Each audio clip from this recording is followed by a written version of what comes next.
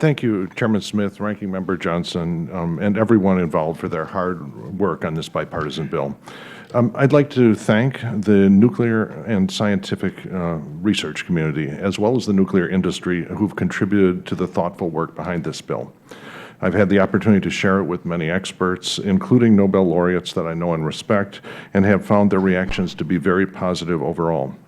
The amendment that I'm offering today is one that I hope will highlight a concern that I share with Dr. Burton Richter, a Nobel Prize-winning physicist and a member of the Nuclear Blue Ribbon Panel and chair of numerous nuclear review committees, a real expert in the field. And his letter, I believe, was one that was incorporated into the record.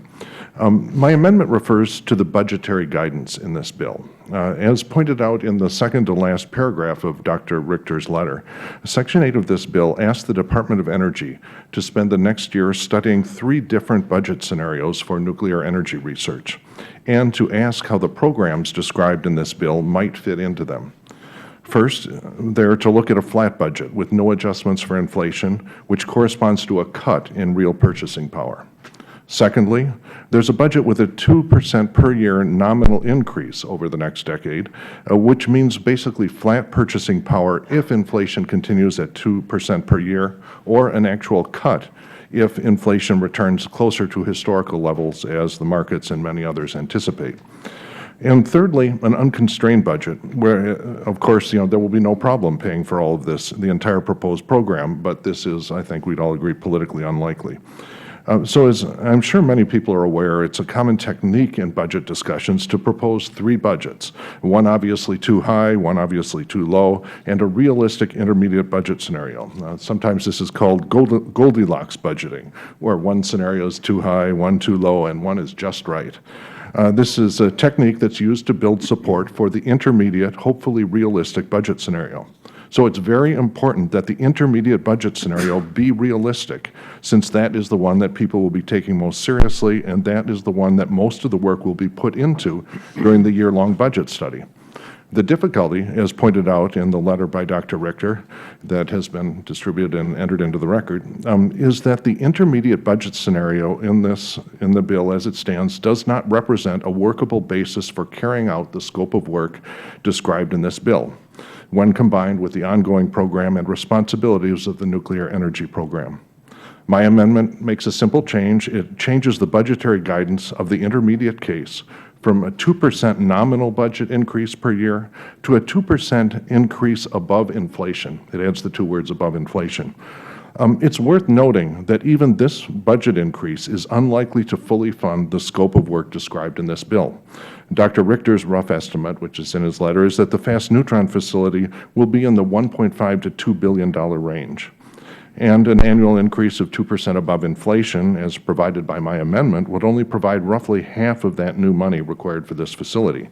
So if my amendment is adopted, then Congress will be essentially asking the DOE to spend 1 year studying the question, if we give you about half of the new money that you need for this new facility and an increase in the base program, then how much are you going to be willing to squeeze out of the base program in order to obtain this new facility? Conversely, if my amendment is not adopted, the result will be predictable. The DOE will respond to the low budget by saying, okay, we can have no new facilities on the low budget, and in fact propose a list of cuts to the base program. DOE will respond to the intermediate budget by saying that they can preserve the base program depending on inflation, but that no new facilities can be contemplated. And obviously, DOE will respond to the unconstrained budget by saying, of course, we can do all this if you give us unlimited money. But Congress is never going to get the answer that we really are interested in, namely, how much is DOE willing to squeeze the base program in order to obtain the new facilities and programs described in H.R. 4084. Now, I personally spent 23 years of my life as a scientist at one of our national labs, planning, carrying out, and managing large technical projects. And I know that nothing is more damaging to the morale of an organization than asking people to plan a program without giving adequate budget guidance. And nothing is a bigger waste of everyone's time than to ask people to plan for a program that can only be carried out under budget scenarios that are very unlikely to happen. Now, we have an opportunity to fix this problem with my amendment and to make the 1 year study a useful planning document.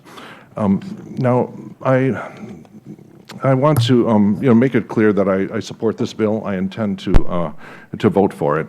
It's my understanding that the chairman is not going to be supporting my amendment. Is that correct?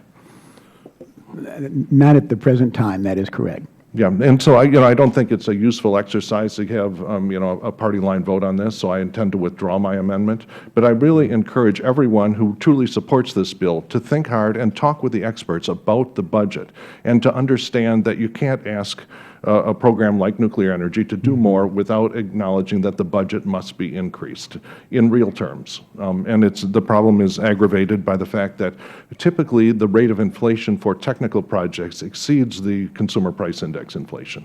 And so that even 2% per year, as is in the base text of this document, is unlikely to do it. And I would really encourage everyone, as this moves forward under the watchful eye of the majority, to try to look at more realistic budget scenarios for the intermediate budget scenario. Well, thank you. And with that, I withdraw my amendment.